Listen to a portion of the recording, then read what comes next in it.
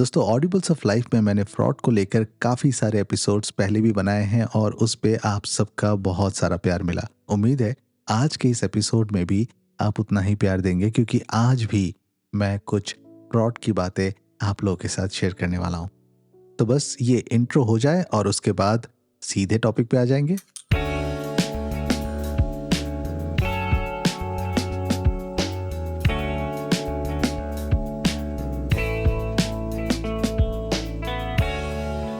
नमस्कार दोस्तों, मेरा नाम है पीयूष और आप सुन रहे हैं ऑडिबल्स ऑफ लाइफ, जहाँ पे मैं जिंदगी के बारे में बात करता हूँ, उसके अलग अलग एक्सपीरियंसेस को आपके साथ शेयर करने की कोशिश करता हूँ ताकि आप भी उन एक्सपीरियंसेस और लर्निंग्स को लेकर एक बेहतर इंसान बन सके और अपनी ज़िंदगी को भी बेहतर बना सके। तो चलिए आज का एपिसोड शुरू करते हैं। देखिए, बदलते वक्त के साथ दुनिया में बहुत सारी चीज़ें एडवांस हो रही हैं और वो होना लाजमी भी है। उसी के साथ बदल रहा है फ्रॉड करने के, स्कैम करने के नए नए तरीके।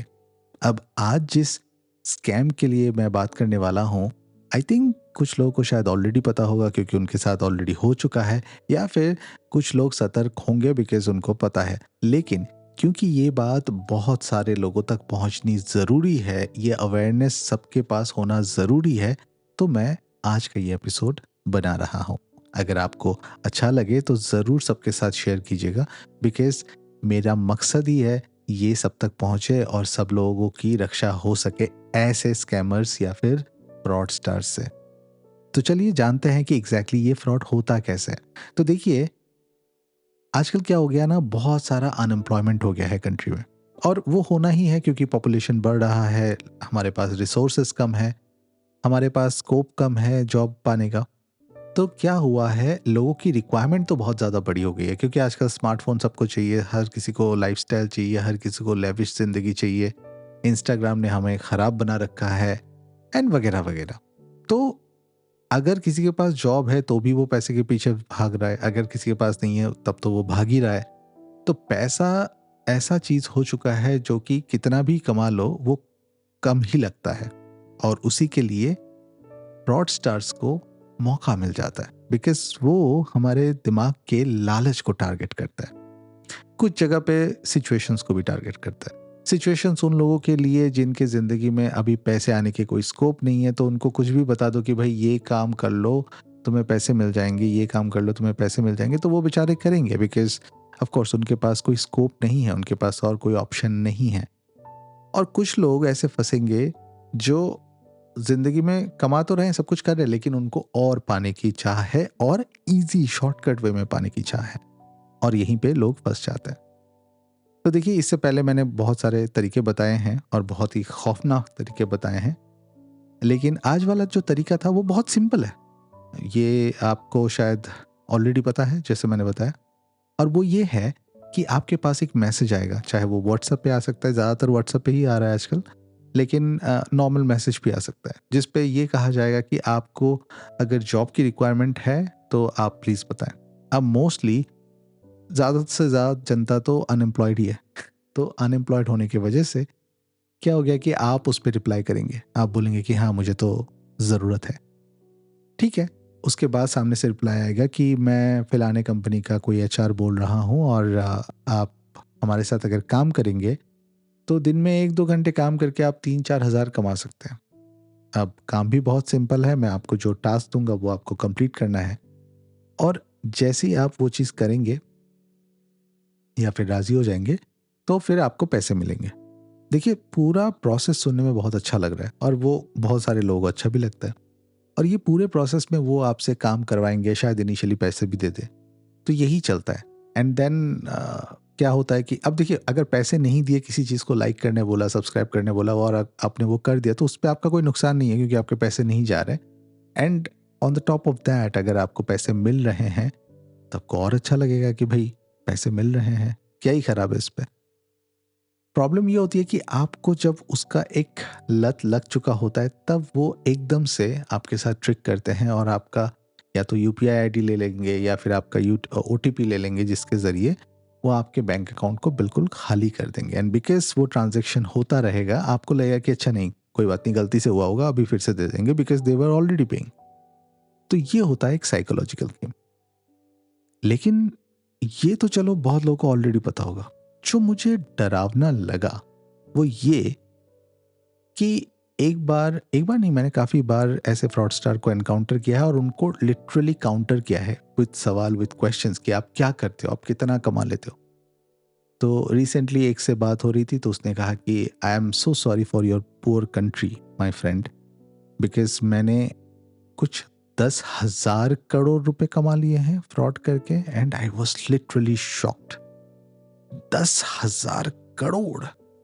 मतलब नीरव मोदी ने 11,000 करोड़ का लोन लिया था, भाग गया था, चलो वो ऑलरेडी रिकॉर्ड पे है। लेकिन ऐसे स्कैमर्स जो 10,000 करोड़ के स्कैम करके बैठे हुए हैं किसी दूसरे देश से, ऑफ कोर्स वो इंडिया से बैठ के तो नहीं कर रहे हैं, या फिर कर भी रहे होंगे तो पता नहीं है, आइडेंटिटी थेफ्ट होती है।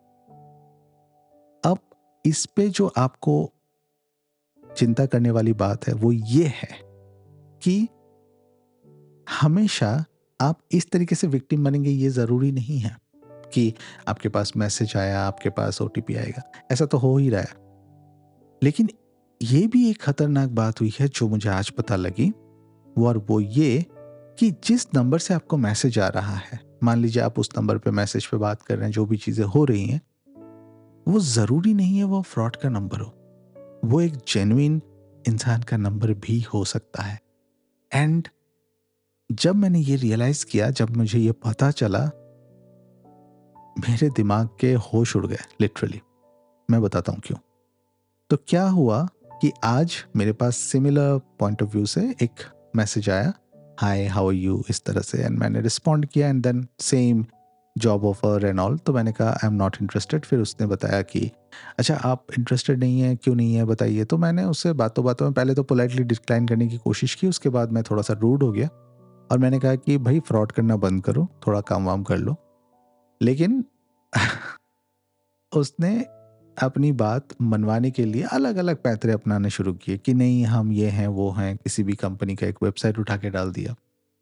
अब उस बंदे के व्हाट्सएप में डीपी था एक लड़के का, लेकिन वो अपना नाम बता रही थी अंकिता, अंकिता कुछ। एंड आई वाज लाइक कि अरे आप जेंडर तो सही कर लो, मतलब फ्रॉड कर रहे हो तो जेंडर तो सही कर लो, वो भी नहीं करना। तो खैर बहुत देर तक बात होने के बाद मैं उकसाने लगा, मुझे मज़ा आ गया, तो मैं उकसाने लगा कि आप कहाँ चले गए, आप क्यों बोलती बंद हो गई, वगैरह वगैरह। एंड कुछ देर बाद मेरे पास एक फ़ोन आता है और मैंने मैसेज पे काफ़ी सारी चीज़ें लिखी थी कि एचआर कोई ऐसा फ़ोन नहीं बिना फ़ोन किए करता है क्या, ऐसे वगैरह वगैरह।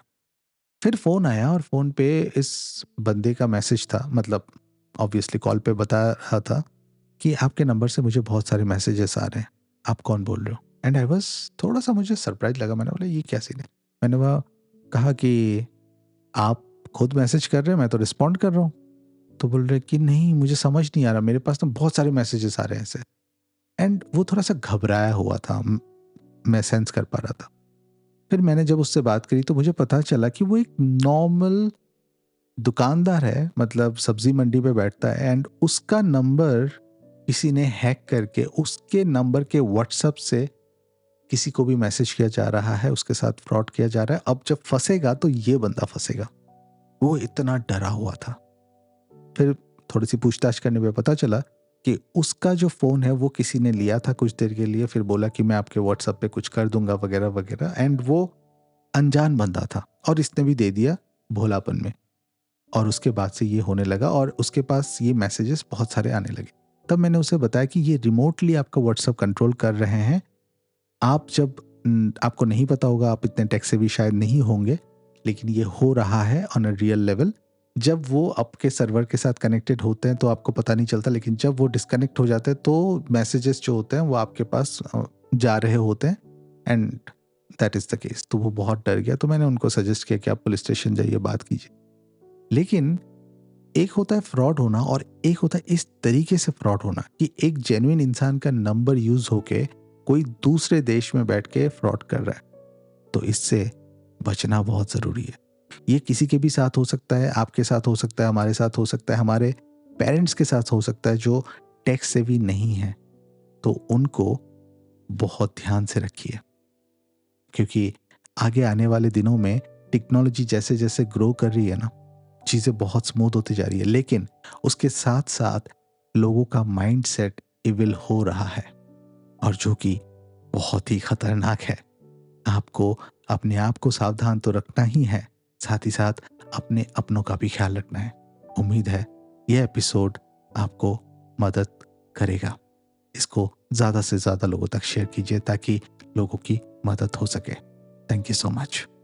Thank you for listening to the episode. अगर आपको आज का एपिसोड अच्छा लगा हो तो प्लीज़ इसे किसी एक इंसान के साथ ज़रूर शेयर कीजिए, और ऑडिबल्स ऑफ लाइफ को फॉलो करके अपने पसंदीदा प्लेटफॉर्म में इस पॉडकास्ट को रेट करना ना भूलिए।